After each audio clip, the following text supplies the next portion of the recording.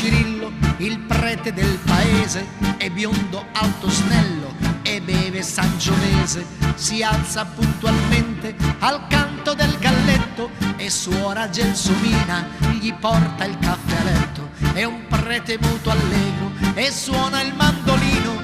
Ragazze e ragazzuoli, stasera gran festino. Cirillo, Cirillo, con l'occhio del mandrillo non devi ronzare sul collo di Janet. Cirillo, Cirillo, col naso fatto spillo, che nasa, con tutte a tête a tête. Don Cirillo, che c'è? Don Cirillo, che c'è? All'alba lui si ciuccia 3 uova di gallina e alle 8 dice la messa mattutina. Ma prima in sacrestia, nascosto dalla grata, assolve i peccatori che hanno fatto la frittata. È sempre molto duro nel dar la penitenza, un pater ave gloria e tutti in astinenza.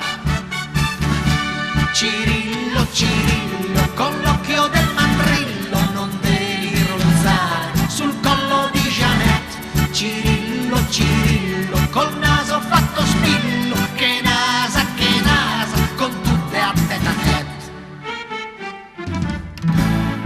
Don Cirillo, che c'è?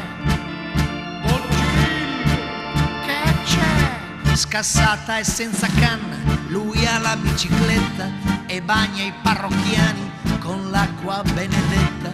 Da Jack e Mr. Hyde si mette il doppio petto, scannando giù in balera le donne del suo ghetto. È sempre corteggiato, amato e venerato, lui balla boogie, tango, il samba e il cha-cha-cha. Cirillo, Cirillo, non fare più il mandrillo, ben presto da prete spretato tu sarai. Cirillo, Cirillo, lo so che sei fraterno, pertanto e frattanto ti metti in mezzo ai guai. Io sono Cirillo, il prete cappellano che assolve i peccatori da Roma e da Milano. Io sono Cirillo, il prete fracassone, e per la soluzione